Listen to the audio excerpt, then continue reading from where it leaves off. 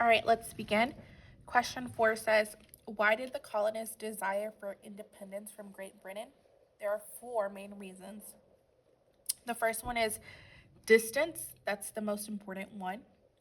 Salutary neglect, traditional Englishman rights, and need for lawmaking structure. Need for lawmaking structure. Structure. Distance is the most important one of them all. Distance.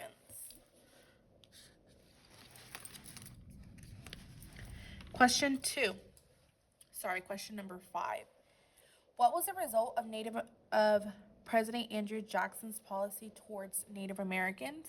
He will create the Indian Removal Act. Indian Removal Act.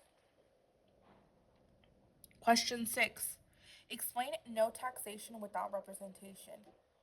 This means do not tax me without asking me. No taxation, don't tax without representation, without asking me and representing me. Number 7 is going to ask you to describe each court case. Let's look at the court cases.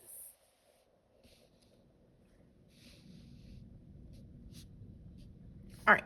So, Marbury versus Madison creates judicial review. Marbury versus Madison will create judicial review. The Dred Scott versus Sanford case says that blacks are not citizens but property and that Congress could not end slavery.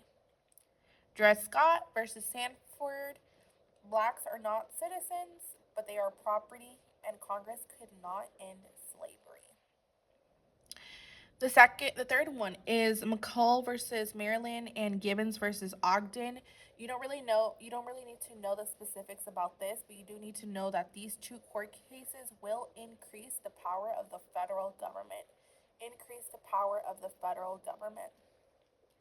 And then our last court case is Worcester versus Georgia. This is the Cherokees.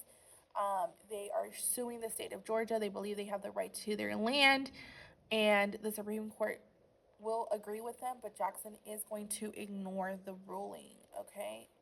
Will ignore the ruling. Let's go on to the next question. Let's skip this one for now and let's go up here. Question 9 says, explain why the southern colonies developed an agricultural economy.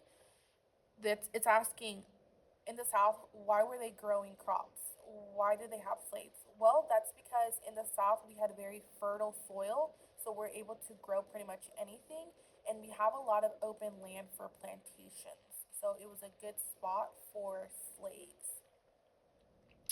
The next question says, explain the nullification crisis. What does the South threaten to do? The nullification crisis is when South Carolina refuses to pay the tariff. They believe it's unconstitutional and they threaten to secede, which means to withdraw from the United States. They are willing to become an independent state. Question 11 says Anti-Federalists had many of their concerns about the United States Constitution. It was satisfied through the approval of. They say yes to the Constitution. They just wanted a Bill of Rights. A Bill of Rights.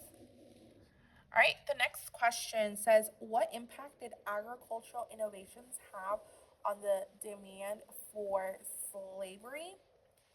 There is going to be a higher demand for slaves as the inventions are being created are going to make things easier. Such a good example would be the cotton gin.